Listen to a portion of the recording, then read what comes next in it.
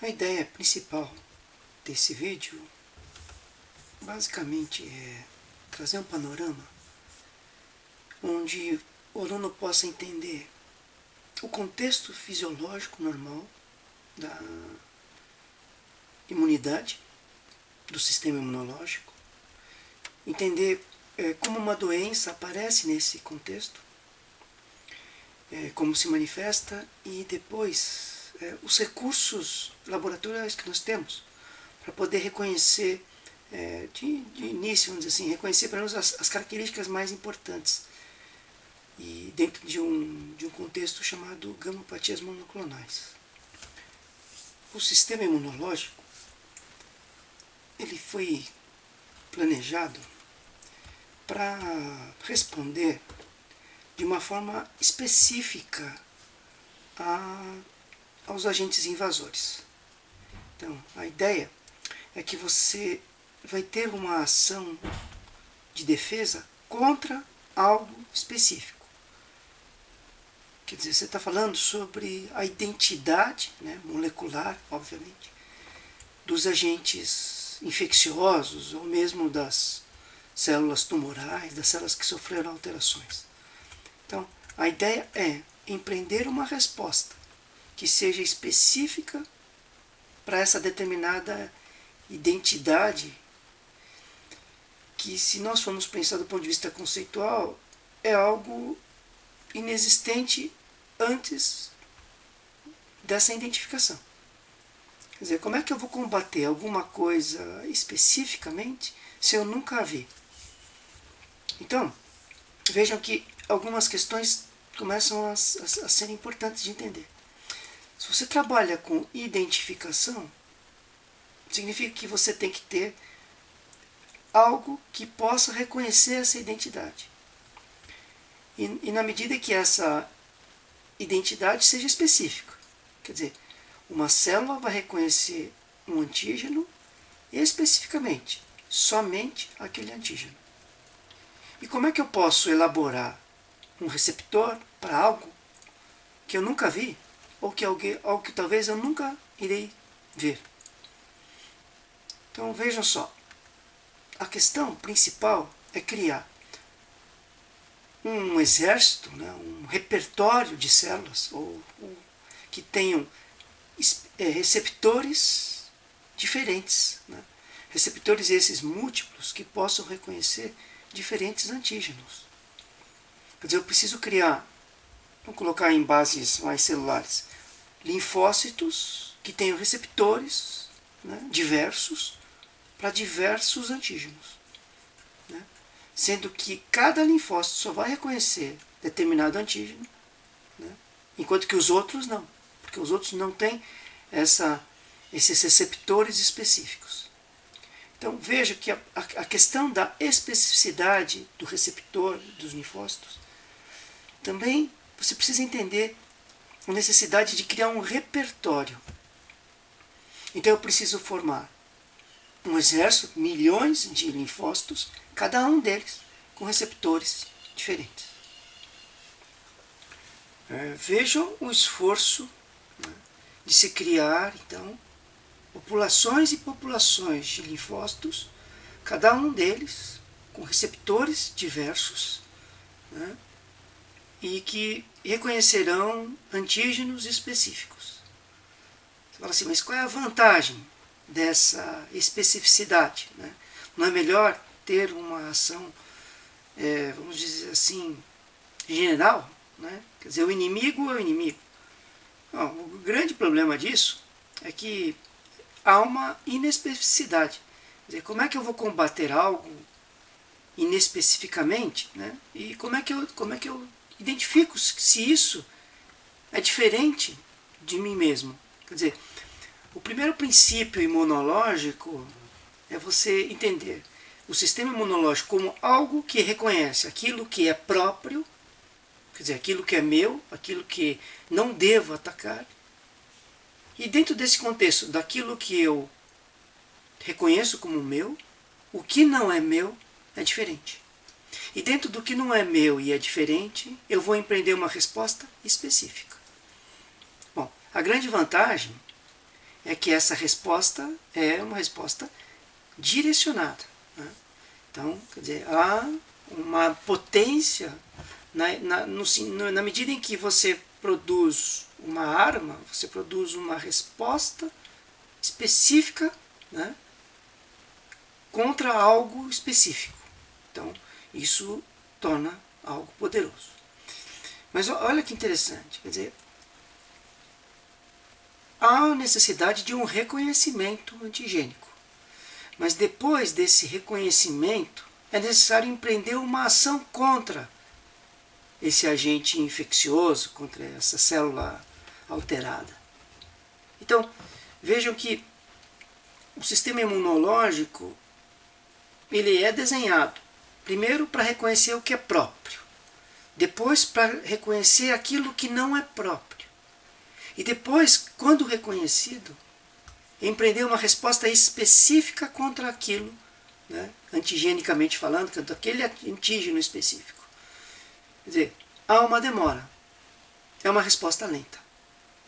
E você pensa, ué, qual é a vantagem então de se ter especificamente uma resposta tardia ou demorada? Quer dizer, quando tudo estiver pronto, já não é tarde. Aí que está a segunda característica do sistema imunológico: ter memória. Então, talvez demore, por ser específico, mas vale a pena. Porque uma vez que você tem essa resposta realizada, você está pronto para uma segunda exposição. É o que a gente chama de estar imune. Quer dizer, você toma uma vacina, né, empreende uma resposta antigênica contra determinado vírus, né, e quando você se encontrar com aquele vírus, de verdade, é uma infecção, você não vai ter doença, porque você já tem uma imunidade pronta para ele. Por exemplo, anticorpos. Então, a ideia da imunidade é uma especificidade que, embora lenta, é específica, é poderosa e deixa você imune para outros ataques. Então, a grande sacada, né, do sistema imunológico, além da especificidade, da diversidade, né, é a questão da memória. Essa é a grande vantagem. É óbvio que estamos falando de uma forma simplificada, abreviada. Mas dá para entender algumas questões. A primeira, que a gente está falando sobre linfócitos que têm receptores. Né? No caso dos linfócitos T, os chamados os receptores dos linfócitos T. O nome mais sem criatividade que eu já vi na biologia. E, no caso dos linfócitos B, os receptores são as imunoglobulinas. Quer dizer, a ideia de uma especificidade dos linfócitos B nasce exatamente de um receptor, que é a imunoglobulina, que será também, uma vez reconhecido o antígeno, né, e essa célula B vai sofrer alterações por conta desse contato, e a partir daí ela vai se transformar, né, em plasmócito, em um clone, em uma turma de plasmócitos, que vão produzir anticorpos. E que na realidade são as imunoglobulinas. Quer dizer, no primeiro momento, para o linfócito B, a imunoglobulina é um receptor. E no segundo momento, na ação, esse receptor é a arma, né? É o míssil que vai ser teleguiado diretamente para os antígenos. Né? Então, olha a questão. Existem células, linfócitos, cada um deles, né, que tem imunoglobulinas de superfície, né, que são receptores, e cada linfócito tem um tipo de imunoglobulina, né, que tem uma especificidade diferente. Né. Então, cabe, né, lembrar aqui que é fundamental nós termos um repertório, quer dizer, bilhões de células, de linfócitos, né, cada um deles com essa especificidade. Então, veja que a primeira característica da linfopoese, quer dizer, na produção de linfócitos, é produzir esse repertório de linfócitos, né, com receptores, tanto no caso dos linfócitos B, como no caso dos linfócitos T. Então, eu preciso criar bilhões de linfócitos T e bilhões de linfócitos T, cada um deles com receptores para antígenos diferentes. Então, a primeira ideia é que há uma proliferação, né, uma linfopoese primária. E em seguida, quer dizer, uma vez que esse linfócito entra em contato com esse antígeno, né, essa ligação antígeno-receptor, no caso do linfócito B, né, imunoglobulina e o antígeno, isso vai levar a uma reação desse linfócito e ele vai sofrer alterações, né, e essas alterações vão levar a uma proliferação, né, quer dizer, um linfócito vai se transformar em bilhões de linfócitos, né, um clone, e esses bilhões de linfócitos vão se transformar ou em células de memória, né, células B de memória, para aquela resposta secundária, né, quer dizer, quando eu encontrar o antígeno novamente, depois de algum tempo, ou vai fazer anticorpos, vai produzir anticorpos contra os antígenos. Né? Então, o linfócito B, uma vez ativado pelo antígeno, vai produzir uma resposta de anticorpos e linfócitos B de memória. Uma vez que o nível antigênico diminui, obviamente, e o nível de plasmócitos também, específicos para esse antígeno, vai diminuir. E você vai ter então só o linfócito B de memória, né, que vai então estar pronto rapidamente, né, para uma segunda exposição. Assim como a gente já disse sobre o princípio das vacinas. Tá? Então, recapitulando, nós temos uma proliferação primária, que é basicamente a produção pela medula óssea e pelo timo, né, de um repertório de células, né, de linfócitos B e T, cada um deles com especificidades diferentes. E nós temos um segundo momento, na medida que esse linfócito com receptor encontra o seu antígeno, uma proliferação secundária que visa basicamente uma ação, né, específica, por exemplo, no caso dos anticorpos, né, produzidos pelos plasmócitos dos linfócitos B. Né. E uma vez que o processo antigênico, né, que os antígenos diminuem, né, também há uma diminuição desse processo de resposta, né, sobrando os linfócitos B de memória e os linfócitos de T de memória.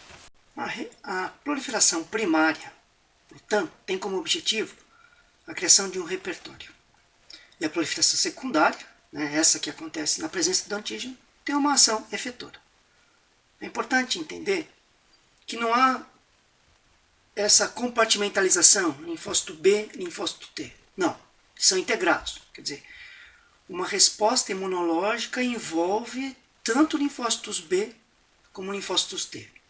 Né? Assim também como macrófagos, né, que seriam células apresentadoras de antígenos, e também e outros tipos de histiócitos, né, outros tipos de macrófagos. Quer dizer, é algo complexo, né, que tem uma interação não só do antígeno com o receptor, mas das células imunológicas entre si. E o estroma também. Né? Vejam só que esses fatos acontecem basicamente nos órgãos linfóides. Então, por exemplo, eu já citei a medula óssea, o timo, mas também os gânglios, o baço, o fígado, né, o tecido linfóide associado à mucosa gastrointestinal, né, o tecido mucoso associado ao trato respiratório, ao trato urinário. Né, mesmo na pele nós temos alguns linfócitos. Então, observem que, quer dizer, essa relação, né, não é uma relação solta, é uma relação topográfica. Né, existe tecido específico para essa situação. Né.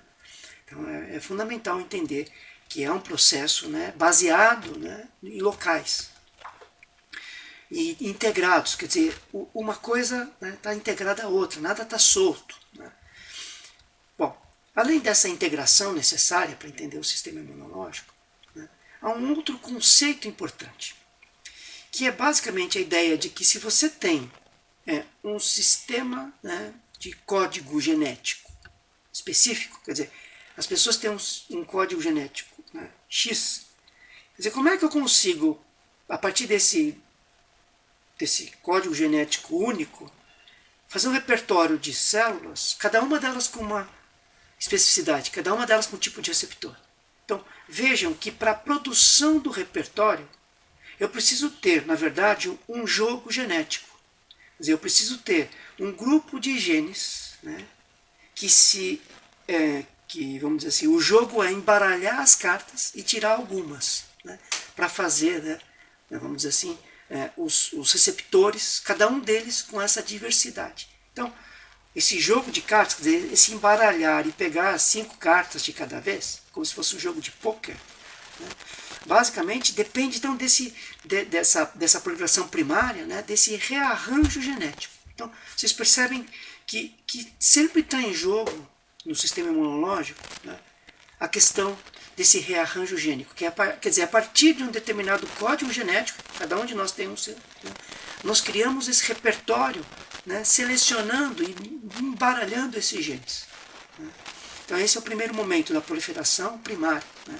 Eu preciso criar o repertório, e esse repertório é criado a partir exatamente de um código genético único, a partir do rearranjo desse genético, né, desses receptores, vamos dizer assim, daqueles genes que vão fazer parte dos receptores. E há um segundo rearranjo, que é exatamente o momento em que o linfócito, né, B ou T, encontra o seu antígeno. Quer dizer, nesse momento, né, que a gente vai ter essa proliferação secundária dependente do antígeno, nós vamos ter, então, uma desdiferenciação. Quer dizer, uma célula que aparentemente é uma célula madura, terminal, ela vai ter que se desdiferenciar, né, e ela vai ter que se rearranjar geneticamente para produzir duas coisas diferentes. Primeiro, né, um exército de linfócitos que vão empreender a resposta efetora. No caso dos linfócitos B, sempre é mais fácil de entender, né, os plasmócitos. Mas vejam que não é apenas a imunoglobulina inicial, né, mas sim um repertório de imunoglobulinas, a partir daquela imunoglobulina. Quer dizer, vejam que há uma necessidade de uma desdiferenciação, e dentro dessa desdiferenciação você vai ter que rearranjar novamente esses genes, né? Vamos dizer, daquelas cartas que você tem, você vai ter que trocar algumas, né? Para você poder fazer um jogo, um repertório um pouco maior. Né? Por exemplo, no caso específico, fazer plasmócitos que secretam imunoglobulinas de diferentes classes, por exemplo, não só IgM, mas, né, que seria o primeiro tipo de imunoglobulina, mas também IgG, né, IgA, IgD, IgE. Então, percebam que a desdiferenciação, né, uma vez que acontece a ligação entre a imunoglobulina e o antígeno, no caso do linfócito B, né, leva a uma desdiferenciação que, por sua vez, leva novamente a um rearranjo gênico, né, necessário exatamente para produzir um repertório de células efetoras. Né, células efetoras essas que vão produzir anticorpos. Né, e é interessante porque há toda uma seleção, né, desse repertório de novos plasmócitos, vamos dizer assim, né, sendo que são só selecionados os plasmócitos que produzem uma resposta efetiva de alta especificidade desse anticorpo. Né? Quer dizer, o sistema imunológico tem como selecionar os melhores plasmócitos. Né? Quer dizer, essas células que vão se tornar os melhores plasmócitos, tudo isso acontece em geral, né? No que a gente chama do centro germinativo. No caso dos gânglios é fácil de ver, né? Nos centros germinativos.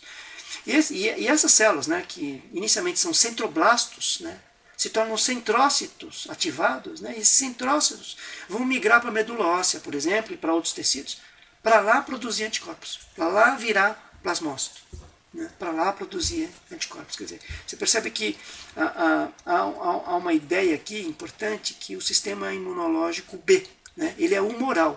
Quer dizer, não importa onde você faça o anticorpo, ele vai chegar no antígeno por via humoral, quer dizer, pelos humores do corpo, no caso pela via plasmática, né, pela linfa. Né. Então, consigo entender que a gente chama de sistema humoral exatamente porque não precisa do contato direto, como é no caso do linfócito T. O linfócito T, para lesar, né, o antígeno, ele precisa estar ligado a essa célula. O linfócito B, né, o plasmócito, ele produz a imunoglobulina que vai atuar à distância, seja neutralizando, seja ativando o sistema complemento, né, seja fazendo fagocitose, por exemplo. Então, essa resposta humoral, né, é uma resposta que se efetiva, né, vamos dizer assim, nos líquidos, né, nos humores. Bom, então, eu acredito que eu tenha falado sobre os aspectos principais, né, da questão imunológica necessária. Concluindo, temos a ideia, então, de um sistema imunológico, né, que do ponto de vista proliferativo tem duas fases. A primeira, que é a criação de um repertório, né, isso a partir então de uma proliferação linfocitária, sendo que cada linfócito tem um tipo de receptor diferente. Né, e isso acontecendo exatamente devido ao rearranjo genético, né, então, que produz receptores com características, com afinidades químicas diferentes. Né, caracteriza então uma individualidade linfocitária por conta desses receptores específicos.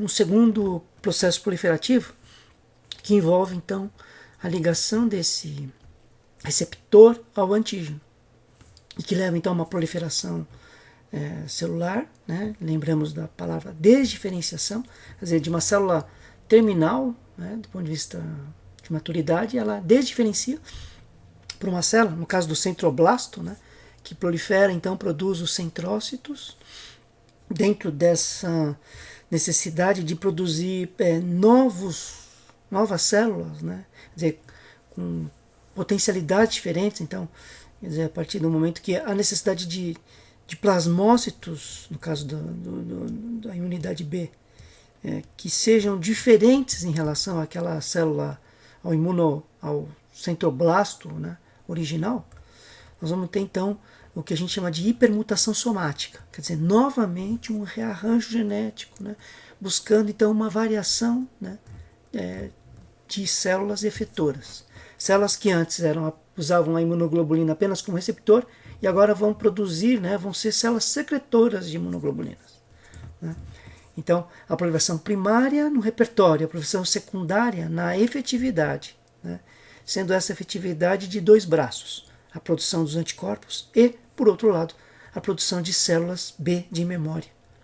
Células B de memória, que uma vez entrando em contato numa segunda vez com o antígeno, né, numa outra oportunidade, vai empreender uma resposta proliferativa e secretória muito mais rápida e muito mais ampla, né, garantindo então a característica da imunidade, né, dessa resposta imunológica. Bom, então nós temos a proliferação primária, que é de repertório, a proliferação secundária, que depende da presença do antígeno. E essa dependência do antígeno também revela também um outro aspecto, que é o controle dessa ativação. Quer dizer, uma vez que você tem a resposta secundária ao antígeno, né, a resposta devido ao encontro do receptor contínuo, você vai ter também um nível de proliferação que vai depender desse nível de antígenos. Quer dizer, na medida que o processo inflamatório, esses antígenos vão diminuindo, né, também essa resposta imunológica diminui. Quer dizer, ela acompanha, né, para e passo, a presença ou não do antígeno.